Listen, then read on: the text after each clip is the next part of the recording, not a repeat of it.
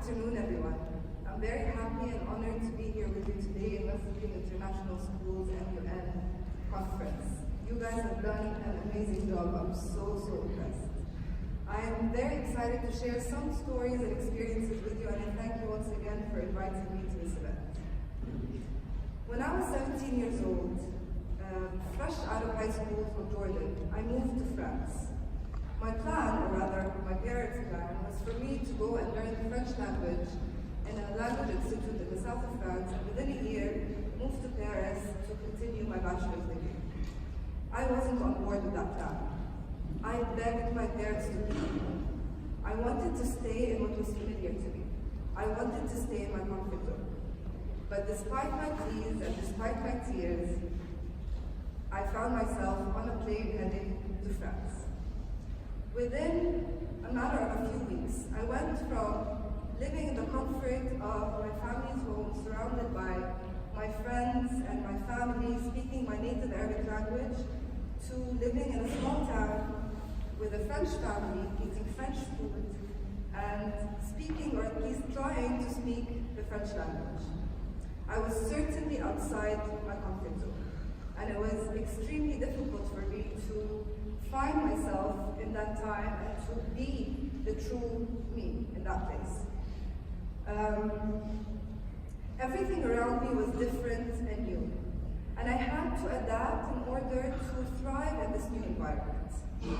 I made a mistake back then, something that I now understand 20-some years later.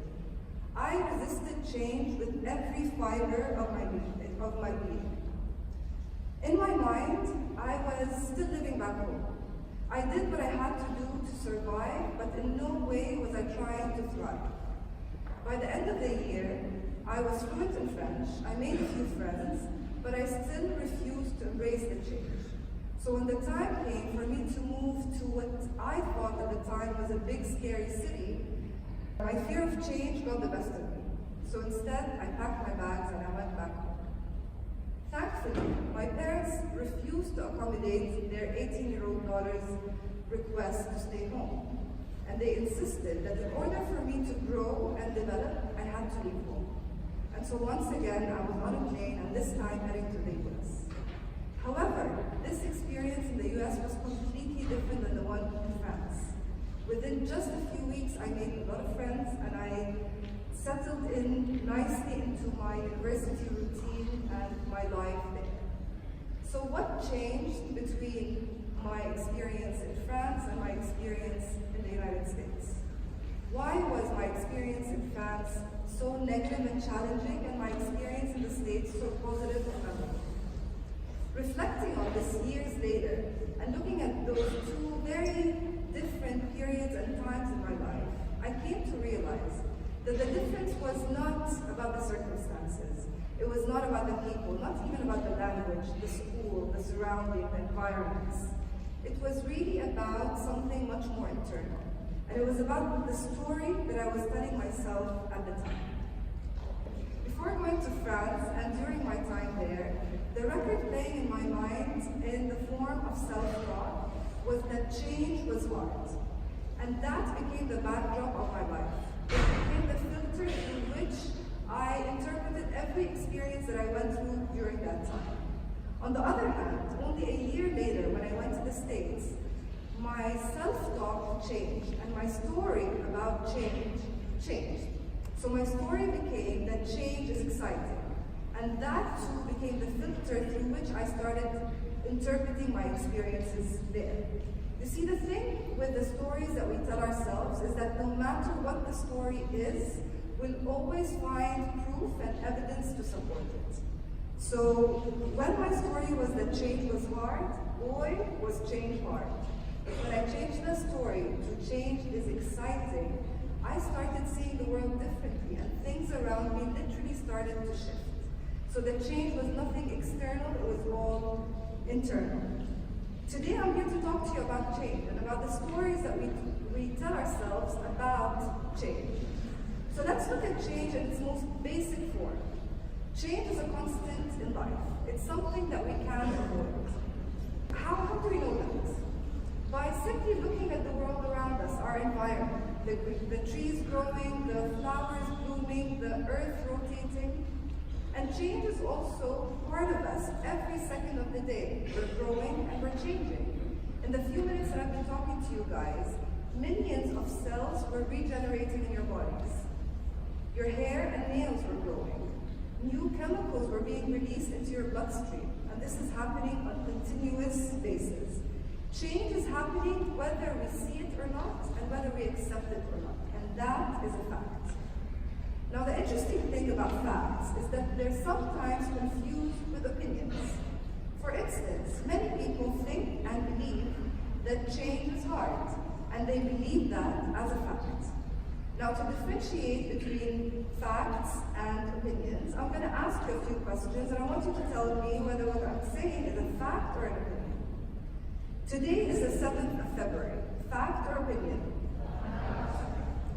We are currently in Sharjah. Fact or opinion? Today is a beautiful day. Fact or opinion? It's pretty hot outside. Fact or opinion? Okay, great. So now tell me, change is hard. Fact or opinion? Absolutely. It's an opinion, and a widespread opinion, which has turned into a belief that most of us adopted. When we adopt a belief, it becomes a story that we tell ourselves, and these stories tend to become self-fulfilling prophecies. They will prove us right no matter what they are. I'll give you an example. As I was doing some research on what I wanted to talk to you guys about today, I went on Google and I typed, change is hard. I got 14.9 million results. Out of curiosity, I then typed, change is easy. Guess how many results I got? 15 million. Even Google will prove your story right if that's what you're looking for. A question we should always ask ourselves when we become aware of a story that we're continuously repeating in our minds is this story helping me grow, or is it hindering my growth? Is this story empowering me, or is it victimizing me? Is this story helping me move forward, or is it holding me back? The amazing thing about the stories we tell ourselves is that we can change them. If you answered to the questions that I just gave you, if one of the answers was that maybe one of the stories that you're telling yourself in your mind, a story that's holding you back, you have the ability and even the responsibility to change that story. This is basically the first step, is becoming aware of that negative story or disempowering story that we have in our minds. But that's only the first step.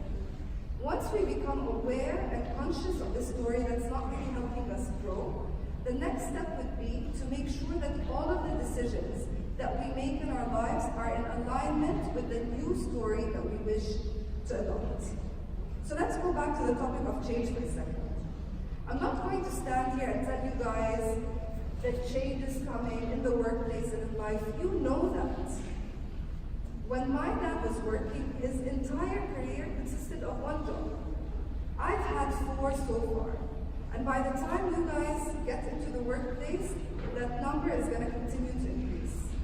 Change is happening at such an accelerated pace, and we have a choice right now and a decision to make. Are we going to embrace that change, or are we going to resist it? Are we going to go with the change or swim against the stream and reject it? That's a decision that you guys need to make for yourselves. Your answer to this very simple question is what will determine to which level of success you will reach in this game of life. When you make this decision, you'll realize a very important fact about change. And it's that change is not the problem. Our resistance to it is. It really is not about what happens outside of us that's important. It's how we deal with it and how we respond to it inside of us that is what makes a difference. In order for us to avoid resisting change, we need to be ready for it. Because whether we like it or not, or whether we want it or not, change is coming faster and faster. Very soon you'll be off to university, and shortly afterwards, some of you will continue with your master's degrees and maybe even your PhDs. But even then, this shouldn't be where it stops. With the pace at which technology is progressing, your knowledge and your skills, and whatever you're learning here at school or whatever you learn at any university you go to, will not be enough to guarantee your success. Your ability to adapt to change and your willingness to continue to learn are essential on your journey. If you choose to approach life with hunger to learn, you're going to realize one very important thing. And it's that the biggest and most important project of your life is you. You will start seeing yourself forever as a work in progress, growing, learning, and developing. And you know what? You guys are living in the best of times for that. The amount of resources that you have at your disposal are countless. From classroom courses to online programs to tools and strategies that are designed specifically for your growth. All you need to do is take your pick. As your own biggest project, continuing to work on yourself, remaining humble and curious, and being open to learning and growing all of your life are going to become the most important skills and most valuable skills in your growth, both your personal and professional lives. Do we know what changes to expect in the future? Maybe we can predict a few, but we can't really be sure. What this creates is a feeling of uncertainty. And with a feeling of uncertainty, there's a little bit of discomfort. Staying in the familiar and in the known is one of our basic survival mechanisms. Our brain wants us to stay in what's familiar, wants us to stay in our comfort zone, because it wants us to stay safe. But what we need to do when we're faced with the discomfort of change is to welcome it and to accept it, and then from there, go with it and start changing. The key here is to get comfortable with the discomfort, and from there, start. For 15 years in my career, I worked with several large organizations. I climbed up the corporate ladder and I built a strong network around me. About 2 years ago, I decided that it was time for me to go out on my own and start my own business. It was a big change, and it was a change that I made by choice, and yet the discomfort was there. I felt it every single day. But I chose to ride the wave, and I chose to become comfortable with the discomfort. I chose to follow the advice that I'm giving you here today, and instead of resist change, embrace it instead. Is it a work in progress for me? Absolutely, as it always should be for all of us. Change is coming whether we like it or not, and whether we accept it or not. We have a choice in how we prepare for it and how we respond to it. Had I realized back when I lived in France that I had a choice in the matter, then I would have changed my story to a more empowering one. I would have changed my story about change. This is a lesson I had to learn the hard way, but it's also a lesson that I'm grateful that I learned, because it drove me to change my story, and with that, change my life.